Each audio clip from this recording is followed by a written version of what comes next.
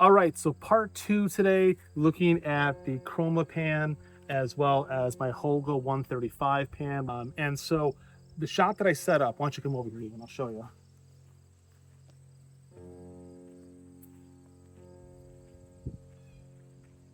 Was the front of this facade of the old general store here.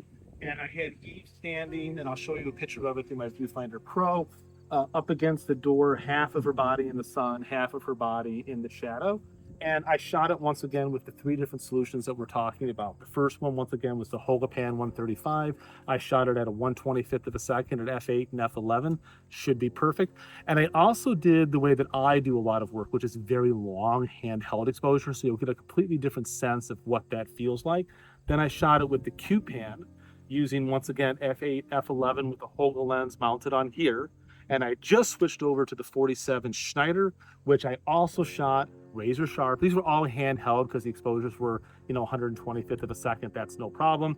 And I also, by putting my variable neutral density filter on the front, was able to stop it down and reduce the light by another 5.5 stops, and able to do a couple second exposure as well. So the scene itself has got a really huge dynamic range, from really great blacks to I love the bleached old cedar in the sun.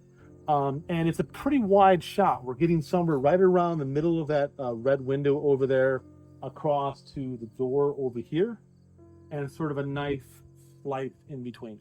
So when we get back to Vermont, I'll process these films when I process all my other film that I've been shooting, and we'll see what we think.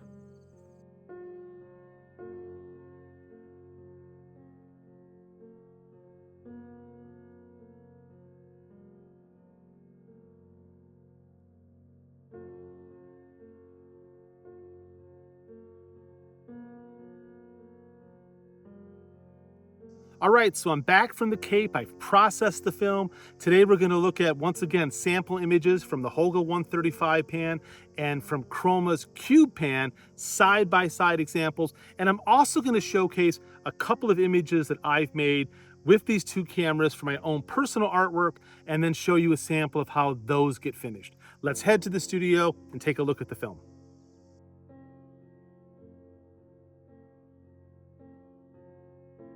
All right, so let's take a look at the images. The first one you're seeing here is the CubePan with the Holga lens. Now, this was Fomapan 100 pushed to 400, done in FRUD, and you can see the fall off as you would expect from edge to edge. The image is not what I would really call sharp, though, in the middle by any means. And I was kind of surprised by this because I've used that lens on a lot of different Holga images, and I always had more sharpness. I think I figured out what the culprit is. The biggest problem with this particular image is that the Chroma Pan camera does not have a pressure plate to keep the film flat. It has ridges, as you can see in this image I'm showing right now, but on a film like Fomapan or P30, or a film that maybe has a tendency of getting a little curly, or an older film that's been sitting around in your refrigerator, I can see where this is the problem. So I think the lack of sharpness is due to the film camera combination. Let's take a look at another image. This, once again, is the Chroma Pan camera with a 47mm Schneider lens. Now, I know this lens is razor sharp. I'm showing you a sample image right now of just how sharp this lens is, and that's on a Virgin stereo camera that I had converted to a 4:1 aspect ratio. So when I'm looking at it in this system on the Chroma Pan, it's just not as sharp as it should be. And once again, the only variable that I can think of is that the Chroma Pan camera does not have a pressure plate, and I think that's a real issue. If you look at the Virgin camera that I'm showing right now, it has a pressure plate, and it makes a huge difference. That's so important in 35 film. Now, for my aesthetic, having the image be a little softer is fine. But would I want to use this camera with a really sharp lens and the current setup issues? No. It works fine with the Holga 60mm lens. But now let's take a look at the Holga 135 pan. Now, this image is what I would have expected the other ones to look like. You've got a sharp sweet spot in the middle, and then it gets blurry and a little bit of vignetting, but not as much towards the edges. And the sharpness on this one is visually what I love. Interesting thing, if we look inside of the Holga 135 pan camera, guess what we find? A pressure plate. That pressure plate is making all the difference in the world. So when I'm looking at these different images, the most successful one to me is obviously the one we're looking at right now, the Holga Pan 135. I think it looks lovely, and it's very much into the aesthetics that I like for an image. The other two images, I could use the Chroma Pan with the 60. I'll show you an example of that in a minute. So what I thought I would do now is show two images that I recently made. One image with the Chroma Pan with the Holga 60, and one image with the Holga 135 pan. Now, both of these were shot on P30, and they were processed in a proprietary way to produce a lot of grain and a lot of contrast. And I'll talk about that more in a second, so let's take a look at the two images. All right, so the first image we're looking at, this was made with the Chroma Pan with the Holga 60 millimeter lens mounted. And this was handheld for about 8 or 9 seconds. So it's a long exposure. This very much is in keeping with the style of work that I like. I like soft, blurry images with a small point of sharpness. To me, it's about emotional quality over image quality. But what's important, and I'll show this at the end, is that this is just a scan. When Eve and I make works, we make finished artworks, one of a kind on handmade papers and hand-coated papers. So what you're seeing here is just one part of the overall process. But you can see it has beautiful grain, beautiful dynamic range, and there's an awful lot about the suggestion. Now, once again, this was made with the Chroma Pan, and the framing between the top of her head and the bottom of her body is really good. But I should note, I had to shoot this image about 8 or 9 different times to get one image that had everything that I wanted in the frame, and that was definitely kind of maddening. So let's now take a look at another image. This was made with the Holga Pan 135, and this one I absolutely love.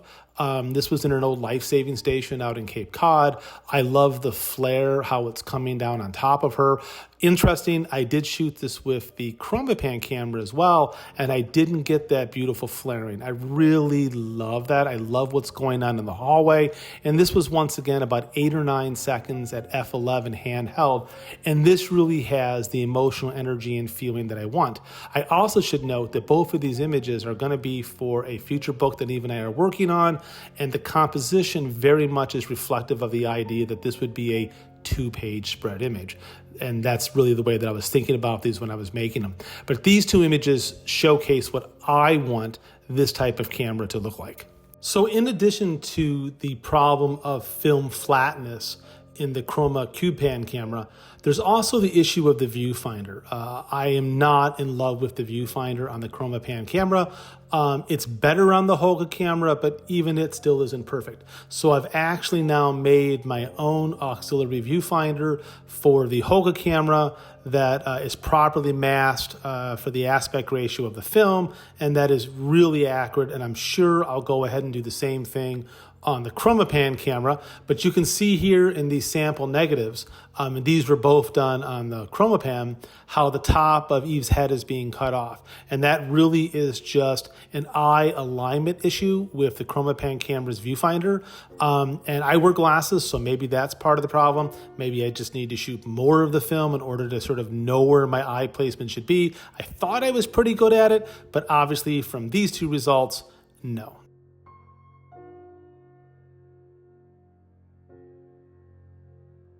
So this is a finished Eve and Steve artwork that is part of our new book project. And as you can see, there's a lot going on the surface of the artwork. These are printed on paper bags that I'm tearing down and hand coating. And then finished, this particular image was from a 110 camera. And then there's multiple coats of varnish and mark making and stuff on the surface. This is all about narrative storytelling. I'll be talking more about this over the next year. But if you zoom in, you can really feel the sense of depth and contrast and grain that I love so much. And these are not very big. This particular artwork is only 15.5 inches high, and this is paper size by 23 inches. So they're not very big. So a lot of the grain that I have in my images buries itself in the paper once it's printed.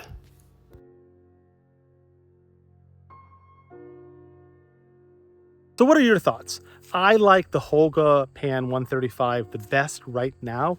However, I've got some ideas on how I might be able to get that additional center sharpness out of the CubePan. One thing I'm going to try for sure is some different films and see if that is the issue, if curl or anything could be just pushing that plane of focus off just enough. And I'm also going to be trying a 47mm lens, which comes on the Holga 135 bent corner edition, which is a newer camera. And I'm going to see if it'll actually mount on the Chroma Pan camera and if that lens has better characteristics with maybe a better film combination. But so far, my favorite version 100% was the Holga 135 pan. I'm really happy with the visual aesthetics. Thank you very much for listening. I can't wait to hear your thoughts. Now go shoot some film.